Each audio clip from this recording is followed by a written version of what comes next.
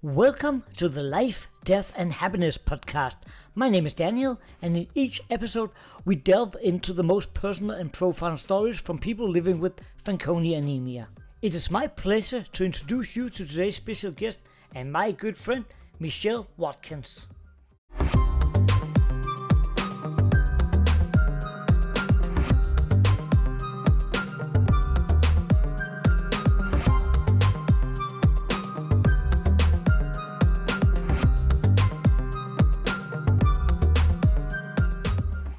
Welcome to this episode of Life, Death and Happiness, and with me today I have Michelle Watkins. Did I pronounce that the right way? Yep. Yay! I got it in the first try. Yay. You go. No, welcome. I've been looking forward to talk to you and have you on an episode. I mean, we've kind of known each other for a long time by now. Yeah. I don't know how many years, but many years, at least in the FA terms. So I'm glad you wanted to join me here. Can you introduce yourself? Where are you from and how old are you? Whatever you want to share. Thank you, Daniel, for setting this up and having this. This is great. Thank you for having me. You're welcome. My name is Michelle Watkins. I am 47 years young, and I am from Pittsburgh, Pennsylvania. Go Steelers! And I'm glad you said 47 years young because I'm 48. So if you had told everybody you felt old, I would be like, oh, that hurt. Hey, you're only as old as you feel. Exactly. Even though my body tells me I'm 80, but see, my brain says I'm 12, so I just kind of go in between, you know? Yep. I know that feeling. But let me start out about when were you diagnosed and when did that happen and where were you in life when that happened? So, as I've told you before, but I will tell everyone else. I was diagnosed later in life. Mm-hmm. It wasn't until my very first cancer diagnosis, and it's kind of like a miracle thing because I get hit with this cancer diagnosis, and you go through the shock. I was in my 30s. My son Ryan was 5 years old. He just started kindergarten. And so I get this cancer diagnosis, and then they set up the regular, when you go in, they set up, a treatment plan. They give you do all the testing that they need to do, and then they bring up this plan of action. So my plan of action was chemo first, and then surgery, and then radiation. So we had the plan in place, and the day before I was to go in to start my chemo, they had a local tumor board meeting. So UPMC, which is also called the University of Pittsburgh Medical Center, they have tumor board meetings, I guess, once a month. So my doctor brought up my case because, giving my history, I had these, they called idiosyncrasies. Throughout the years, I had all kinds of different. I had this bone marrow damage that they kept thinking that I had to have like some kind of virus that did it, and stuff like that. I had anemia. I bruised easily. It was a whole bunch of different things. So they brought up my history at the board meeting, and she's going through the whole list of things, and it was a genetic counselor. They're awesome. I suggest everyone see one. Yeah. She brought up that she thought I had this rare disorder called Fanconi Anemia. And of course, all the doctors and surgeons and everybody at the meeting were like, that's a very rare childhood disease. And the genetic counselor says, you are correct, but they do live to be adults, and she has all the telltale signs. And my suggestion is to get her tested before you do anything. And my oncologist, who I am forever grateful to as well, she listened. She called me up that day and said, "We're canceling your treatments, and we want you still to come down because we're going to draw some blood and get some tissue samples. They're thinking you might have this rare disorder." And I'm like, okay. And about 8-9 weeks later, I was diagnosed, and it totally changed my world. Yeah, I could imagine that.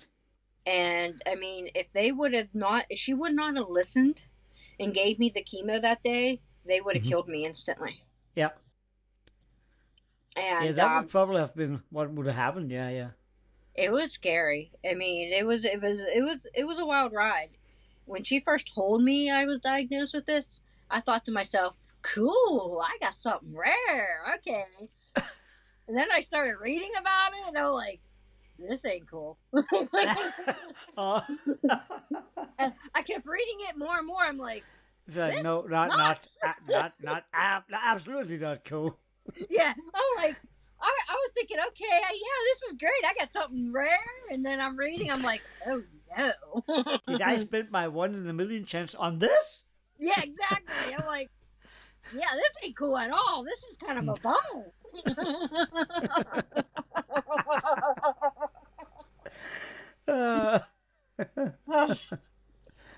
But it was a wild ride. I mean, they still were walking on eggshells because then the next hurdle was, what do they do with me? And they reached out to several different people like Dana-Farber, NIH, up in New York. They were reaching out to all these people, and no one had a breast cancer patient with Fanconi anemia. So now they didn't know how to treat me. So that was kind of that was probably one of the scariest parts of my life. Yeah, because when you have something like breast cancer, you feel like you don't have the time. I mean, you can't take you need to do something as soon as possible, but you also want to do something that won't not kill you off. That's the problem, and that's exactly what the doctor said. She's like, "This is like a double-edged sword for us because, you need to be treated because I had an aggressive form of breast cancer. So they're like, you need to be treated, but the treatment could kill you.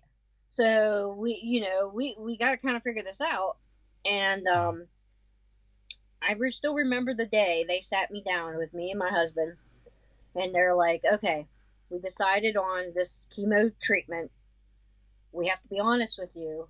We don't know if it's going to kill you. It may kill you because no one knows, and chemo and radiation can be deadly for a Fanconi patient.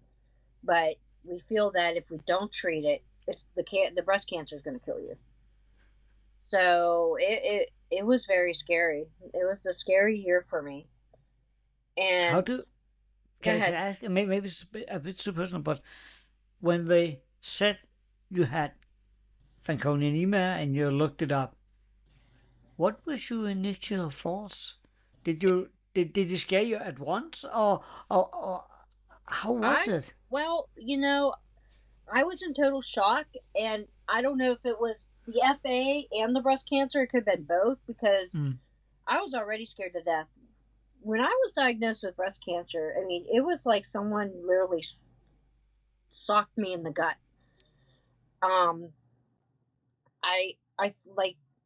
We'll back up a few months before that. When I got diagnosed, it was in December, and I had a biopsy. It was like December 21st, 22nd, and the day before, so it was December 23rd, right before the holidays, right before Christmas. My boss came in, and he was the one that told me.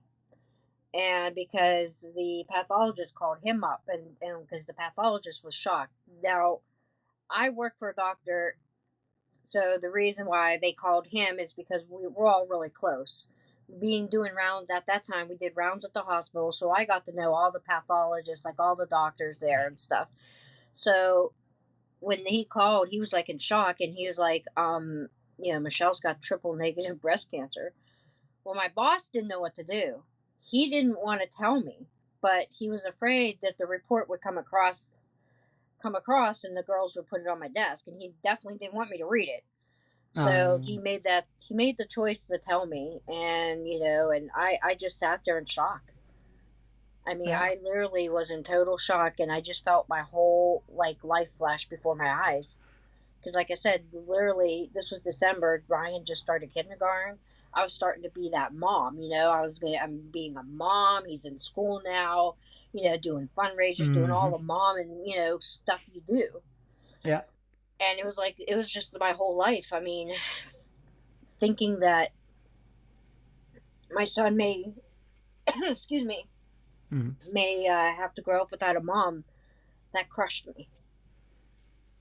And Yeah, so all those emotions came at once. And then the FA, I think the initial hit of the FA didn't hit me until a little bit later, because when they told me I had it, I was still numb from the breast cancer diagnosis. yeah, So it wasn't until a little later.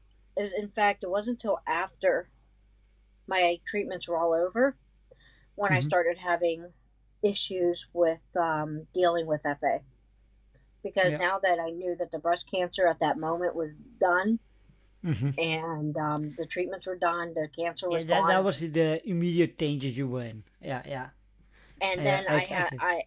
I had a hard time because I wanted to talk to somebody because I Mm-hmm. was having all these emotions, but I didn't know who to talk to because any cancer survivor, my treatments and my journey was so different that nobody could relate. Mm. So that's when I was having issues. And then that's when, thank God, my doctor, because she was in contact with FARF at the time, Mm-hmm. and she's the one who gave me their number, and then that's how I got eventually to meet all you guys.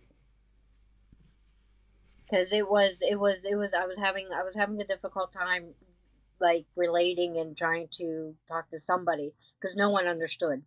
When was that? When was the year you got diagnosed in? 2000, I was diagnosed breast cancer. I was diagnosed in December of 2010, and then the Fanconi was the end of January of 2011. Okay, yeah, yeah. Yeah, because then I started my treatments. It was Valentine's Day in February. Mm. They started the chemo treatments. Okay. I'm just trying to build up a timeline in my head Yeah. here. So So that was my 3 years before I came into this system or whatever you want to call it. Yeah, yeah. yeah, my first meeting was probably 2012, I think, or 12 or 13. It was around there. My Mm. very first meeting. Um, it So, might even been a little later, but I don't remember. But I know my very first meeting was in Florida. okay. Was that the one in Orlando? Yep. Well, that was 2014, So that was I my first think. meeting then. Yeah, because that was my first meeting too. That was in Orlando, yeah. Hey, look at that! It was our Yeah, first. yeah. Hey, we have that in common. Yeah. See. And those meetings have never been the same since that time. That's right. That's It's right. like so much more quality. They got better because we're there now. Exactly. So after getting through the breast cancer and figure out, okay, I'm actually having Fanconi anemia. So how did you deal with that, both internally, but also as a mom? I mean, that to me is the worst part. When I got to know that, okay, I have AFA, I have to deal with this. I didn't have children, so I mean that's just an extra layer of things. That's to me that's I don't know how I would approach that at all. Well, at that time, I was already told I couldn't have children, and that was Mm, I couldn't have any more children, and that mm, was before the FA diagnosis. When I got the FA diagnosis, and after that first after the first cancer, things started to connect like puzzle pieces. mm, So the year before my breast cancer diagnosis, I was diagnosed with premature ovarian failure. So mm. basically, my ovaries shriveled up like little raisinets. Okay. And it was just like, I mean, there was no warning. It was like I was fine, and then my period stopped.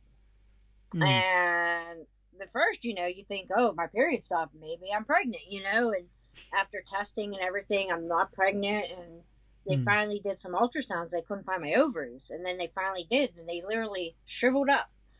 And I cried. I cried for almost a year because when they told me I couldn't have children, or if I really wanted to try, I can go to the fertility clinic, but nothing's covered. So if I wanted to spend 25 to 50,000, they could attempt to get me pregnant again. And I'm like, yeah, let me go to my money tree in the back, and I'll start plucking some $100 bills, and then we'll get the ball rolling. Oh, look, my money tree ain't here anymore. Oh, damn it. Must have been cut down. Yeah. So yeah, it was gut wrenching because I always wanted like 2 kids. So I believe there's a reason for everything, and I mean, I think that knowing what the road, what lied ahead for me, I think that was the reason why, the Lord just said, you know what, you got one, you're lucky because you're going to have a bumpy life, and this is probably best. And so I'm at peace with that. I mean, Ryan, he's my miracle baby, and he's turning 19 on Wednesday, and I just look forward to not real soon, Ryan, but I'm looking forward to grandchildren someday, and then I can spoil them and then give them right back to mom and dad. That's gotta be the best part. Yeah, exactly. As soon as summer comes, oh, okay, go to your parents. Sugar them all up and go, here you go, as they're bouncing off the walls. Now that sounds like you're speaking from experience. Oh my God, Ryan. When he was a child, I just told this to him the other day. When he was a child, he would not go to sleep. I mean, there was times where Jeff and I would just start crying, be like, please go to sleep. He had no off switch. That kid bounced. So I'm like, oh yeah, I can't wait till you have kids, boy. we actually had to talk to some family members. Like, I think Falcon, my oldest son, was turning 2 years old at that time.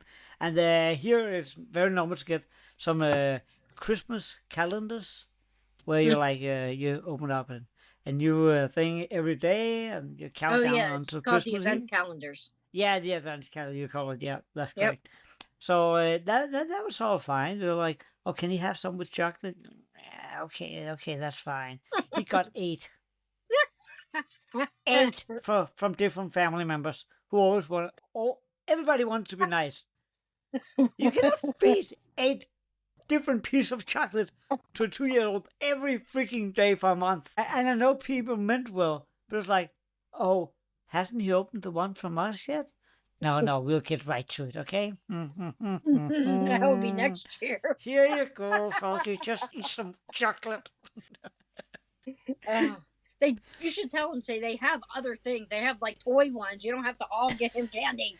Yeah, we've had that talk. So the year after it was totally different, but it just caught us by surprise. I have this. I know she mean well. I love my cousin, okay, but she came with 4. But I just thought this one was cute and this was cool, and then I just got them all for him. It's like, thank you. That's when you smile and say, you know what paybacks are. Yeah, exactly. So now you have met my son and on a sugar rush. That's not cool. Oh yeah. Yeah. Gotta love that. But it's fantastic to sit here with somebody else with FA and to be able to talk about having children. Even though you didn't know you had FA when you had Ryan. I mean, it's wonderful. Not everybody have that opportunity. I know. And I do feel bad for those who can't have children. Although, if you can do it, there are other ways. And, if you're really set into having a child, adoption is always, a way to go. Yeah, there's a lot of possibility these days. There's a lot of kids out there too that need somebody. Yeah, and, they don't have to be biological to be your child. No. And as soon as you have them in your life, I mean, that's your kids. Yeah. I mean, it is great to have your own and to, pass on your legacies and stuff like that. I mean, even people, you would say to me too, like, well, why didn't you just adopt another one? I thought about it, and, after having a few cancers at that point, I was like, I felt like it wouldn't be fair to that child because when Ryan was young, I mean, I took him everywhere. I tried to do as much as I can, but he got to see like the ugliness. You know what I mean? Like he got to see me sick all the time, and coming in and going, "Mommy, why can't you play with me?" And I was too sick to get off the chair. So I just didn't want to put another child through that. No. Or I was afraid, that I would, die, and then my husband would be stuck, and he wouldn't know what to do. And so that's why I decided not to adopt, and I was fine with just having my one. I think it's important to give these things some thoughts, because as you mentioned, you could get sick tomorrow. There could be a new thing happening like every 6 months from now on.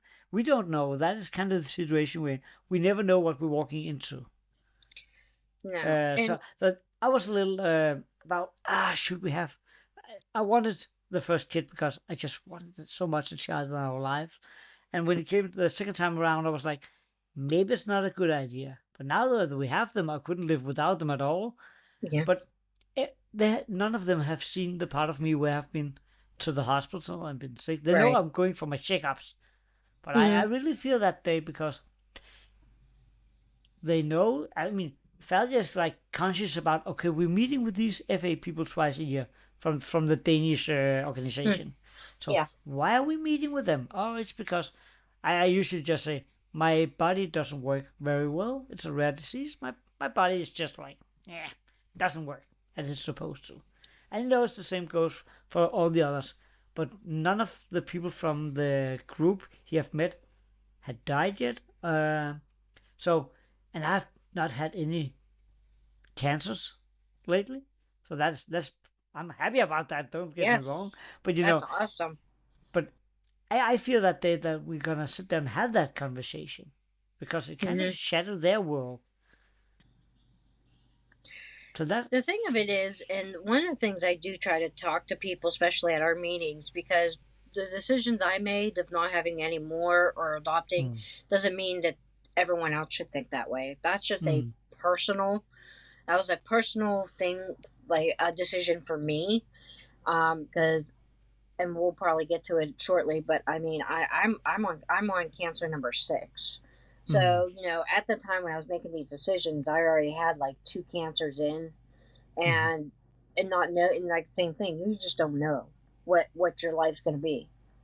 But the advice that I would give to an FA adult who wants children, just because I chose that way doesn't mean you don't. You have to, think about it. I mean, if you're relatively healthy, and and that's what you want to do, go do that, because children are, as are great. And if you're sick and you want to do it, do that. I mean, that's just me. That was just my reasoning on why I didn't want one. But I mean, I don't want. I try to make it clear to everyone. My reasoning shouldn't be their reasoning. No. They should. If they really want kids, then they need to pursue all those avenues. And even if they can't afford any of those ways, maybe be a foster parent. I mean, that I don't know if you have that over there, but over here you could be a foster parent and do that. I mean, it's just, there's different ways, and I try to teach even Ryan, like, don't let anything try to stop you to reach your dreams and your goal. And that should be for us too. Yeah, we have. Oh yeah, definitely. We're different, and we do have to take care of ourselves and do that, but don't let something like FA shatter your goals, especially the young ones, If anything, work harder, strive harder to achieve those.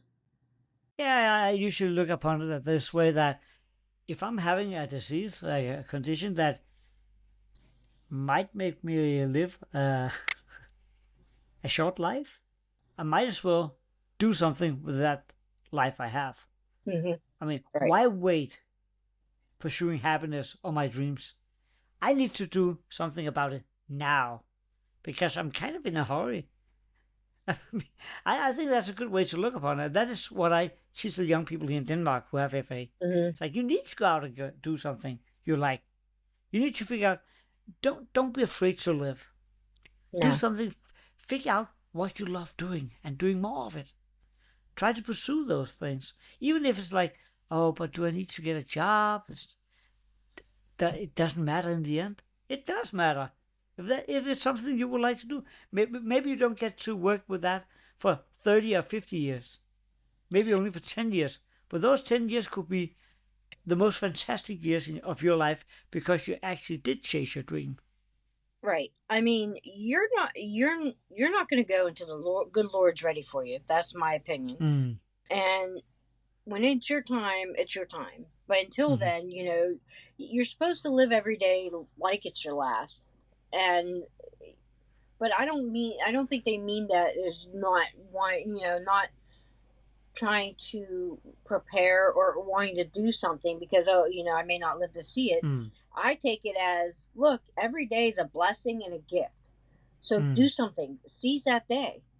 Do something with that. Don't take this as, okay, yeah, you have FA. You may live 10 years, 20 years, you may live 6 months. Make your plans, because anybody in the world can make those same plans and get hit by a bus tomorrow. You know what I mean? It's like, everyone, whether you're sick or you're not, everyone has like a time limit. So you shouldn't use that as an excuse. You just need to live your life to the very fullest and enjoy it. And as far as I know, those with FA I've spoken to who lived the longest and have survived the longest past the BMT are those who have families, have been working most of their life, have had pretty much normal life, everything considered. Right. Yeah, we do a few more checkups. I know that. I know our lives is just like normal, but as normal as they get. And I think that's an important lesson, because I don't think it's healthy to just sit at home being afraid of what's going to happen. Right. Because it's gonna, if you sit there and be like that, then you're going to just deteriorate quicker. One of the things I used to tell my patients when I worked was, when they got diagnosed with anything, and they're like in that shock mode, I said, you got two ways to look at this. I said, you can go down this road and say, woe is me, and be in that fetal position and cry about it. Or you could take this road and say, all right, what do I have to do to beat this thing or take care of myself so I can live the best life I can? And I said, it's all about attitude. And I'm a firm believer of attitude definitely helps you get through things, because if you have cancer and you have a piss poor attitude, your body feels that and it's going to deteriorate, more rapidly. But if you have cancer and you have this energy and as much as you can and positive attitude, then your body is like a little bit more relaxed and fighting more, wanting to fight it and do more. I'm a firm believer of that. I totally agree with you. There's no doubt about it. That, at least in my experience, that is exactly what I've seen, both in my case and in other people I know, that it does help a lot with a positive attitude and not being like pessimistic. Right. Exactly. That doesn't help anybody. No, it does not. Now I have to ask you. You mentioned that you have had a lot of cancers lately. Or recently. I just beat cancer number 6. That's a lot when you think about when you were diagnosed and how late in your life that you figured out that you actually have FA and everything. So, are you okay right now? So far, I am. Yeah. Okay. I mean, it's just I don't know. This is kind of like my life. I was actually thinking the other day. I can't even remember what life was before I was sick. That's Hmm. kind of sad in a way. Kind of. But it's just kind of, and everyone who knows me knows that this is kind of like my world, and it does sink in the back of my mind a little bit, like, because I've had 6 cancers, multiple surgeries, and that's the question I always ask my doc, like, I'm running out of things for you guys to cut out or cut off. So it's like, I don't know what we're gonna do when it's something that you can't cut out or cut off, because it's like, I mean, I don't know how much more I have on my body that they could just slice off and call it a day. At least as long as they start the sentence about, we need to talk, and you'll be like, and they'd be like, you need to go through surgery. It's like, okay, at least you can do something. Yeah. That's kind of insane we are. How insane we are. Yeah, It's exactly. Like, you can just whack it off? Okay, great. I'm not trying to sound like an a-hole here, but I at my work, like 5-6 years ago, I met this woman who came out to help us, and she was like, and we talked, and she was like, yeah, she haven't been working for 2 years because she had this very scary experience where she got some skin cancer. She's never had cancer in her whole life, and they took these 2 spots with skin cancer, and she wasn't really fit to go back to work afterwards. It scared her that so much. She was so afraid of her life, and if she would ever see her kids grow up and stuff like that. And I listened, and I tried to show my sympathy because this was very real to her. I could hear that. But when you live in our world and somebody's saying, I had 2 skin cancers, it's like if you came up and said that to me at the next meeting, oh, I just had 2 skin cancers, it would be about as serious to me as if you said, oh, I just brushed my teeth before I went down here. Because we're so used to people having that. I know that doesn't go for normal people. But our world is just so different sometimes. So yeah, one of the things I had to learn through this whole process was not everybody takes diagnoses the same.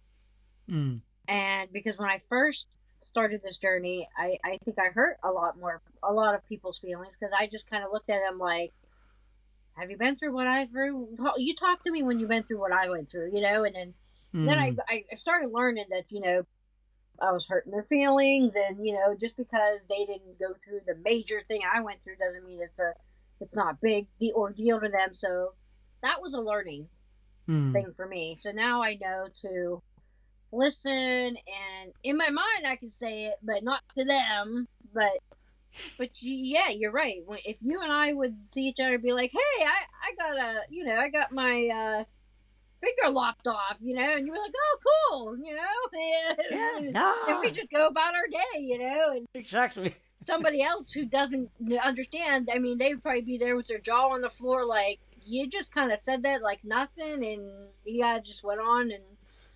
But that's the difference in our world, that's an everyday thing, Yeah, and that's also why I love meeting up with you people, because we have just a deeper understanding of what each other is going through.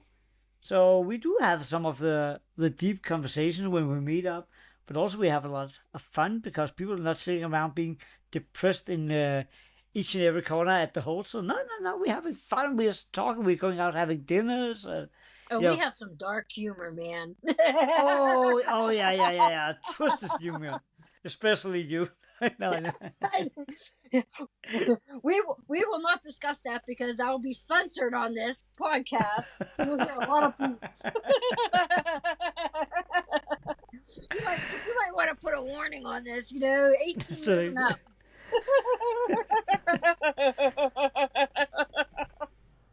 Yeah, I might have. Daniel, that's going to be a different podcast we do later. That's the After Horrors one. The Twisted Tale. Oh my! Uh, But we have to laugh. We have to. we have to. No, we don't have to, but why not? Yeah. I I mean, mean, we will.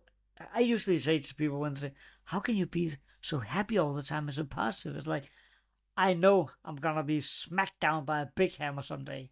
oh yeah. Until that happens, I would deal with that hammer when it hits me. Up until that day, I'd rather not think about it because I know there's no way I can avoid it. So instead of spending my time being afraid of it, I will meet it with open eyes when that day comes. But up until then, I would just like to be silly, be me, try to be happy and just Yeah. relax because that is what I enjoy doing. Mm-hmm. When I had my very last cancer, for people who don't know, was breast cancer number 3. So when I got diagnosed for the 3rd time, I was just like, all right. And I said, we all know what needs to be done. And I said, I'll say it. And I said, the girls got to go. I said, they got to go.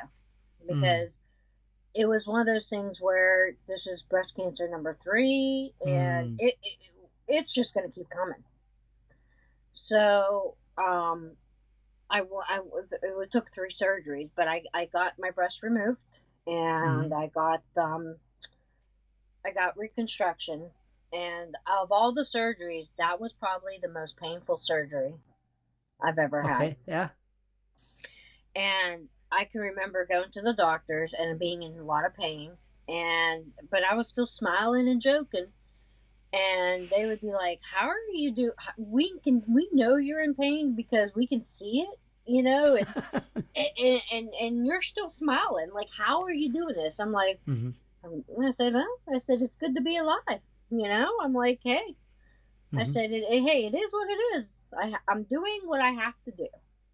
Yeah. Does it hurt? Yeah, it hurts like hell. But me crying over it, what's that going to get me? So then they asked me, they're like, okay, what drugs are you on? And I'm like, I ain't on any drugs. I don't know. Why do we have to offer? Yeah. And they're like, you cannot be this happy and not be on drugs. And I'm like, I said, Tylenol. I said, I weaned myself off pain pills. I said, day 3. I said, I take Tylenol. That's it. And I said, look, this is just how I am. I said, this is how I am. I'm like, I'm not going to cry about it. I'm like, yeah, it hurts. I said, you might see me go, but yeah, it is what it is. This is what I have to do. And, I'm moving forward. And now I'm in lack of words, but when you're getting under anesthesia there, you're sleeping 100%. What do you call it when you're you're kind of awake? Oh, twilight. Okay. Twilight. So they have, there's I guess there's 3 types of anesthesia. They have fully put you under. They have the medicine's called Versed, which they call twilight, where, I mean, you could fall asleep, but you're twilighted. Like, you could maybe feel something, but you're not going to remember it. And then the third thing, certain surgeries you could be awake. They just do like an epidural block, so wherever they're working on, you don't feel it. So, but yeah, I mean, my surgery was a very big surgery. Yeah. It took 2 surgeons, and it was several hours long, so I was out. But yeah, but I've had the last I can't remember how you pronounce it, a few times, and when they're like, what will be like, oh, you need to sit up because we have to check. It was, I think they did some surgery to my eyelids. Like, oh, you need to sit up now, and I was sitting there, even though I can't remember it. They were kind of shocked because I was cracking jokes while I was sitting there, and I was like, yeah, that's just me being me. How can you? How can you sit there and joke? So that's just me. Oh yeah, I remember when I went to. I don't like dentists.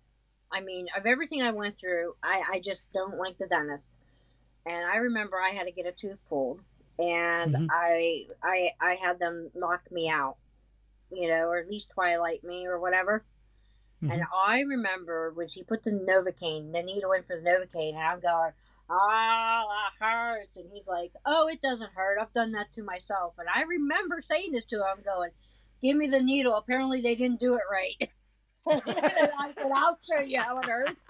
And I remember him chucking, and that was the last thing I remember until I woke up.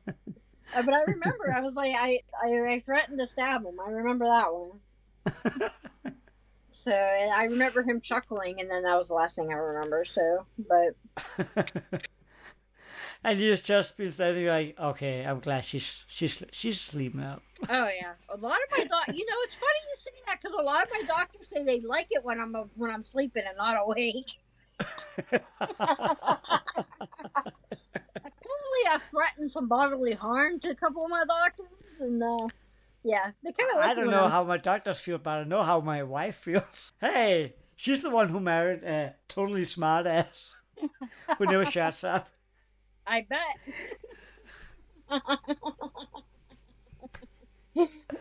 Uh,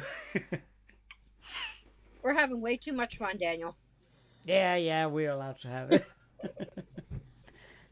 Now, just to spoil the fun, no. Okay. I want to dive into. We talked about what has happened in your life up until now, at least regarding Fanconi anemia and the cancers you've been through. So, if we are going to talk about death, do you give it any thoughts? We have been, you know, poking into the topic a bit, but how do you feel about death? Is it something you've been talking to your family about, or is it something you're keeping to yourself? Or Wow, way to be a Debbie Downer. yeah, that's me. Well, so to tell you the So truth, sorry. I'm scared of death. I've Mm, always been afraid of death since even before I was sick, mm, and don't know why, but that's been a very big fear of mine. yeah. So I remember when I was little, be like, I'd be talking. I'd be just totally afraid of death. I used to tell my parents, I'm not dying, and my mom's Mm, like, okay. But now being diagnosed with these cancers and FA, mm, obviously it's a little bit more realer. And it's hard. I mean, I have my moments where I cry. mm, Um, you know, not many people see me cry because I'm like the strong one in my family. I'm the go-to that everybody runs to, so it's hard. Um, my husband won't talk about it just because he's scared. mm. He's because I am kind of like the Rock, and it's so he doesn't even like to talk about it. And I've prepared my son from day one since I Okay. was diagnosed. And it wasn't just that, but um, even being sick, like he was like 6, 7 years old and he knew how to make himself an egg. So we've had lots of talks, I mean, not so in depth of dying when he was little, but when he was older to understand more, then we got into it, and stuff like he knows, for example, like when I pass away and his dad passed away, the house that I live in, my father built, so he knows that goes to him. Stuff like that. Um, I don't talk about it though to my family just because I know it upsets them. Mm, So the only time I really talk about it is with you guys yeah. because we're all on that same page and we all understand and we get it. Our loved ones, it's a little harder because they don't want to Mm. talk about it because they don't they don't want to think about it. Think about that reality. I do get that because I never talked about these things with my wife before actually Orlando. When we after Orlando, the meeting there, we had a vacation, and then suddenly she asked like, "Now we have heard a lot about the different circumstances people have been under here. So, how do you think you would like to be? Would you like to be buried, or what would you like to have? That she started opening up to that talk, and we talked about it, and it was, like the first few moments, like it felt very, I don't want to talk about this, but then actually, I'm glad we had that talk. We Yeah, haven't talked a lot about it since, but I think it was a good thing for me to talk about with her, so she know right. how I feels about these things, and I know about her fears, So and me and Jeff both have a life insurance policy, but we got that when mm, I was little, way before I was sick. mm, So I do have that, and he knows, and then and stuff like that. I we just talked about this to my brother the other day. So what I want is kind of strange. I don't want to be buried, but I don't want to be cremated. So mm. I live on like 23 acres. So I told my brother, I said, if you could just take my body and just prop me up in a tree in the back and let me rot naturally, I'll be good. Mm. And my brother's like, sure, yeah, when you're a skeleton, we'll just dig a hole and push you in. I said, there you go, see? That wasn't so difficult. Yeah. Yeah, I said, yeah, when you see me at the tree and I'm just a skeleton, then you know I'm definitely dead, and then you can just push me in a hole and that'll be good. But it is hard. I don't know. I mean, my wishes, I think, are to be buried, but as long as I'm dead, really Yeah. dead, and then I'm like good, because I hear horror stories too of people waking up when they're when they were getting ready to get embalmed, or and stuff like that. And I'm like, that scares me too. That's probably even a little bit more excuse me, than fear than dying, Mm. is not being dead, and then they get ready to do something to you and you wake up. So For me, I it's would say I'm not afraid of dying, but I hate the thought of how my family will feel at oh, that I moment. know. That is what really gets to me. When that day comes, I will have to sit down with my children and explain Mm-hmm. to them. I don't want my wife to do it. I want to do it myself. Maybe we could do it together, but it's not something anybody would wish to ever have that conversation. And I know that's going to be part of it. And so I'm more afraid of their reaction. And I just, when I imagine that, I don't want to cause that pain in other people. So that is the biggest problem I have. I mean, I know I will have peace otherwise. And if I die because of some cancer or something, I will probably be better off, having peace, having found peace. Yeah. I But That was one of my biggest fears. Is It yeah. wasn't even so much of dying, that dying when my son was little. Mm, That I mean, just thinking about it broke my heart and made me cry, because it's mm, like, it's, you definitely, when your children are little, they think of their parents as like superheroes. They, mm, mom and dad, they're always here for me, and doing things for me, and the thought of me not watching my child grow, and and being there for him, mm. and but also thinking for him having to live without his mom, that is very scary. Yeah, yeah, I feel you regarding everything we talked about here. It's like that is that is the most difficult part about having FA, to me at least. That is the only thing that sometimes keep me up at night. If I'm laying there and be like, oh shit, how are they gonna do? Yeah. I have so much a big ego that I think they will have a hard time going on without me. But no, Well, but I know it will affect people oh that you yeah, love. it will Of affect a course lot it of will. people. I mean, that was one of my biggest prayers going through all of this, was, please, Lord, let me live long enough for my child to, see him graduate high school. That was my first goal. Mm, And so when he graduated, I cried a little harder because I reached a goal. And now it's like, please, Lord, let me live to see him, you know, graduate college. I want to see him get married. Please let me meet my grandchildren. And mhm. I mean, I pray that every night, because I want to be there, and I don't want to miss a thing. And I think that's the other reason I take tons of pictures, like to the point where it annoys the heck out of my family. But I tell them, I'm like, look, my time limit might be a little less than yours. So if I don't make it to see my grandchildren, you can show them all these pictures and tell them what a badass grandmother they had, and they could, show them all these pictures like, oh, this is us at the beach and this is us doing this. Like, you can show your kids what my life was like. You can tell my story and show them pictures. And I said that's why I take a lot of pictures, because I don't want you or them to miss a thing. If it's God's will to take me home before I can see my grandchildren grow up, then at least my grandchildren will know who I am and know my legacy. And that's why I take a lot of pictures and do a lot in that way, because I want my grandchildren, great grandchildren, and whoever to know who I was. Yeah. Oh, that was a deep part of the conversation. Now that we're all Now, sad, Daniel. now that we're all sad, I want to talk to you about happiness. Let's flip it around.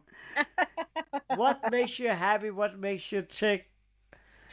Well, I mean, I'm pretty much a joyful person. And that's just through everything I've been through. I've learned that don't sweat the small stuff. Live life through its fullest. When I wake up every day, I'm so happy and thankful that I am living another day. I love doing things. Me and like Jeff, my husband Jeff, and Ryan, we love to fish. So we go fishing a lot. We go camping a lot. I try to travel when I can and stuff. Like, I just try to make memories and try to live. And I still, you still gotta go through the checkups and do all that. But I mean, you can make it fun. The last time I had to get the tube up my nose, the camera up my nose and down my throat, I had them record it. I said, so I can show people the fun I have with you people. They looked at me like I had 3 heads, but Hey. Yeah. So and to educate. When I see one of us are having a bad day, then it makes me feel good if I can help them. And if we can, at least help one person get through, because as when we started out, like I told you, I had no one to turn to, and I was so lost for that year and a half before I found all of you. Yeah. And I'm grateful. I mean, I've met so many friends, and and we're all here for each other. We're a special family. If I have a question or a problem, if I'm sad, I know for sure I can reach out to anybody, you or anyone, and you guys will be there for me, just as I am there for you guys. And that is kind of like the big bonus, I think, of having FA, is It's being part of that the biggest society. Yeah, definitely. I mean, never knew that. Yeah, I that mean, could it's be a a part of my family. life. Yep. Yeah. So I mean, that is probably the only positive I have with FA is my FA family. Mm-hmm.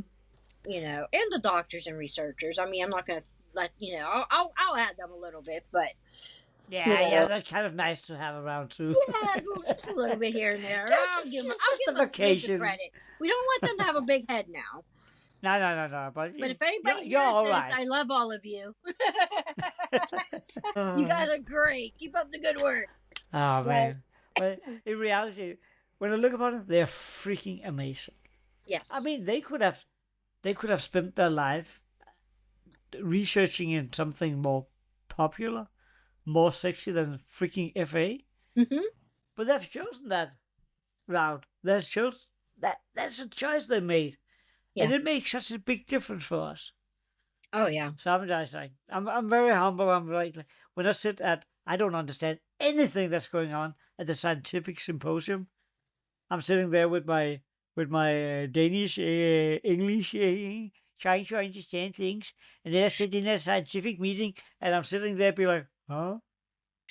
I love Usually, it when I love it when they come to meet us and they're like all excited. They're like, "We've never seen an FA person." I felt like I'm a movie star. Like, would you like my autograph? You know, because they all come running and be like, "Oh, you have FA. Can we talk to you? Can we interview you?" And it's like, well, thank you very much. You know, like we're like rock stars to these people. It's like, sure, come on. I But actually think it's fun sometimes when they get in contact with us with FA. People love to have to interview us and mm-hmm, make us be part of their science projects. I mean, we are interesting that way because it's a rare disease. mm-hmm. But it also gives me the opportunity to talk to people from around the world. Oh yeah. When there's something be like, oh, we have this research facility in New York who would like to speak to somebody with FA. Would you mind? It's like, no, I would not mind at all. They're sitting here one day talking to a student from a medic school in New York. And like 2 weeks later, I'm speaking to a woman from Brazil who's Oh an wow. expert in something. I would never have been able to talk to people like that Oh, I know. if it wasn't for FA. I think that's just You a never small, nice bonus. you never know too, because who knows, somewhere down the road, that interview that you have with that person might be what they need to find something new out to help us. Mm, You know what I yeah. mean? Like, you just never know. And that's why I invite anyone who wants to talk to us to be like, come on. You know, if Mm-hmm. every single person that symposium, the 200 some people or whatever want to interview us, I say bring it on. Because if Yeah. that's going to help you guys keep us living longer and healthier, bring it Mm-hmm. on, because I'm for it. You know, I Yeah. mean, it's definitely, education is definitely key. And that's why I signed up to be an advocate and everything, because I think Mm-hmm. for me personally, my opinion is education for doctors is the key to our survival. And it Definitely. doesn't even have to be Definitely. oncologists. I mean, doctors and period. Anybody who sees FA patients should be well educated or more educated. And because we're putting our lives in their hands, so they better know what to do with it. Oh yeah. And hopefully, if they can put a face to the to FA, it makes them work a little bit harder. Oh yeah. Oh yeah, So we I like not. to So plaster. we I not. like to plaster this mug on anything I can get it on. Just a reminder. That's what we need to do, Daniel. We need to make mugs or something. Put our faces on like this, going. I Remember just me? sent them out to all the scientific. Yeah. Pass them out to everybody. Say, when you get those cup of Joe in the morning, you drink with this. So you see this face, Oh yeah, that's who. That's who I need to keep thinking. Yeah, exactly. You don't want to see this face mad. So get cracking. I never get mad. I just getting really annoying.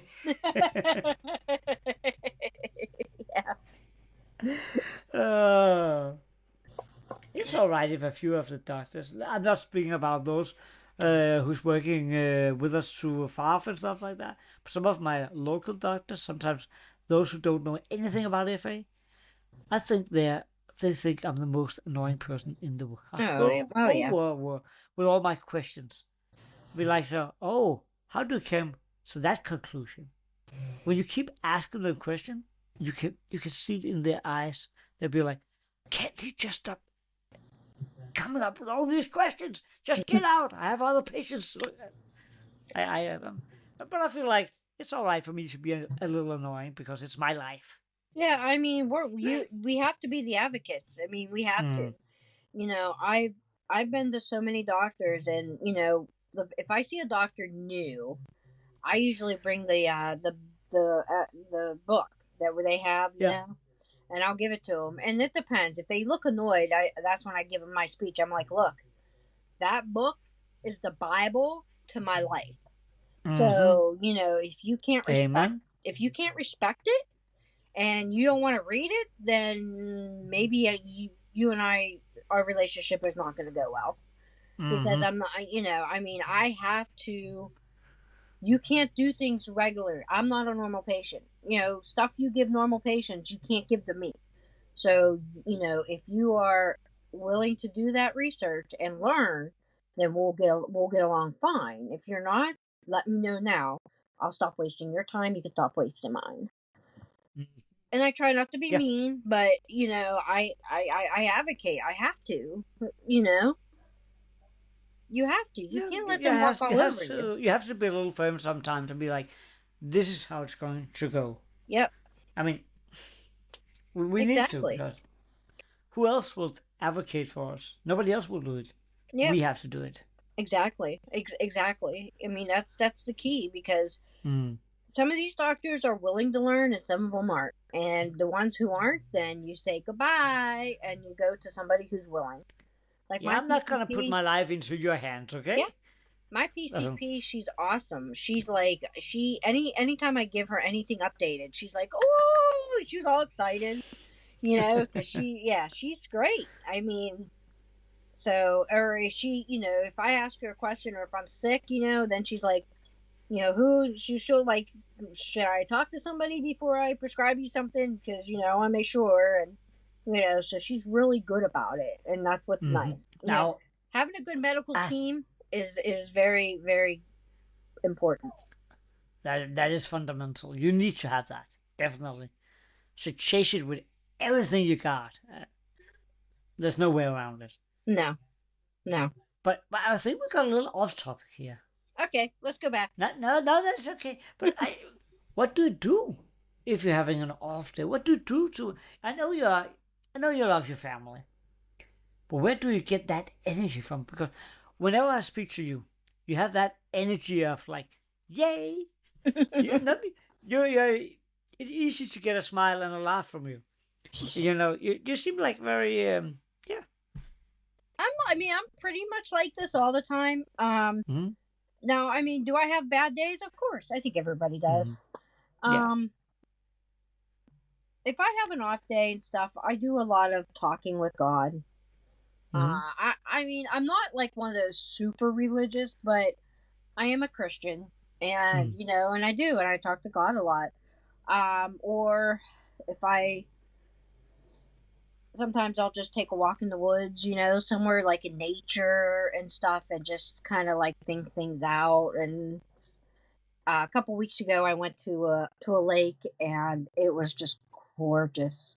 And I was just like, thinking this is just like God's beautiful picture for me, and stuff like that. And I have to be somewhere where there's like beauty, so I can start thinking about appreciating of what I have, and how I've been blessed and stuff like that. Um, I do. I mean, I try to keep busy. I don't have a job right now. I'm unemployed at the moment, but in between, looking for a job, I do other things like ever since my first cancer. Um, quick story. When I was getting chemo and I was feeling very depressed and lonely and sad, there was cancer survivors always bringing in gifts, even if it's a Okay. little Yeah. trinket of something, to try Mm. to boost you, make you happy. And so ever since then, I do that. So during the year, I make bracelets with like breast cancer on it, Yeah. and I make little gift bags. I'll make a bracelet or a keychain with some Mm-hmm. hand sanitizer and some lotion, and I'll make little kits, and I bring it into the cancer center. Yeah. And then Christmas time, I make Christmas ornaments, and Oh, they always nice. they remember me. And they always look forward to all my Christmas ornaments, and the nurses get so excited. I'd be like, "You each can have one, but they're for the patients." But I try to do things like that to keep reminding myself, on how there is people worse off than you, or they're feeling how you used to and stuff. So I Mm. try to keep myself busy by doing a lot of stuff like that, just to keep that energy going. Oh, I love the thought about doing something like that. I'm kind of. I've never thought about doing anything like that, but I love the idea because you're giving back to other people who might need it at Mm-hmm. exactly that moment. I Yeah. mean, we have all been at the hospital so much. Sometimes it's just a lonely place to be. And just get some positive while you're there, and somebody who's actually thinking about you. That is. It I is. like that. It's very sad, and I just remember, getting, even when someone gave me like a candle. I mean, just it could have been a, I don't know, a lollipop, and I would just been like Mm. spout. I remember feeling just so loved at that moment. Because even though you are loved, but when you're going through treatments like that, you're loved, but you're still feeling defeated. Mm-hmm. You're not Yeah. feeling good. You're sick. You're scared, and you feel defeated. Mm-hmm. So if I can go in there and the nurse can go, this is made by one of a cancer survivor. She wanted you to have this. And, and if that made their whole month or day or whatever, then that makes me feel good knowing that I brightened someone's day, you know? And they look That's forward to it. I've been doing it for over 10 years. So when I come, they know, and they were like, "Ooh, what goodies did you make this time?" And stuff like that. So, but that's what I do my best. I try to give back. When I went to NIH, I brought them all little mugs that said Pittsburgh on it. I said, "Now when you drink coffee, you'll think of me." And they all started laughing and stuff. And I'm like, "Yep, see," I said, "You all think of me now when you drink your coffee." If that I can is. if I can do something like that to make someone smile, that warms my heart, and Hmm. it helps me. It helps me. It's hard to explain, but I think you'll understand. It helps me inside because it's like it pushes that FA fear down Yeah. when I know you brighten somebody else's day. And it's just it's the best feeling ever. Yes, it is, and it just makes it easier, a little bit easier Hmm. to accept, I guess is the word, that Hmm. what our journey. It I doesn't take think it you're away right a about hundred that. percent, but No, it, no, no, no. But you at least you're giving something positive to others. You're trying to. Yeah, I just love the idea about giving back to others because to me that's being human. That is to. I mean, we can easily get caught up in our own little world and be like, "Oh, it's so sad for me and poor mm-hmm. little me," and all that stuff. But to be able to just look up because there will always be somebody who is in a worse condition than you are in, or is sitting having other problems. It can be. It doesn't even have to be regarding their health. I mean, you know, being able to help other people is just a good thing. It's a good thing, but it's also a good feeling, and it gives both. It gives me something, and it gives them something. Yeah, I mean, it is. I mean, it just helps me personally dealing with the emotions and the stress inside, and that's how I get through. If I like I said, if I can help somebody, it makes living with what I live with much easier to live with, if that makes I sense mean, to people. But yeah, yeah, it makes sense to me at least. it is, it's hard, but Mm. that's my jam. That's what I do. That's your jam. I like that. Michelle, I don't know if you have a few words you want to say to the younger people with FA or the parents out there or Sure. siblings to FA patients before we stop. To the FA parents out there, I know you're scared. I know you're scared about your kids, and I know as a parent, you always wish that you can just take that pain away and take all that away. But you know, it's gonna be okay. Mm. You let your kids breathe a little bit. Let them grow. Let them know you have their backs, but let their dream, let them be dreamers, and let you give them encouragement to dream that anything they do is definitely possible, that they shouldn't let something like this stop them. um I know everyone's different.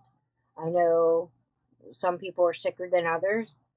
But sometimes I've seen, like hindering them or, overpowering them sometimes makes it worse. And, we are reminded every day that we're special, we're unicorns. And The so cute ones. it's right. And if you can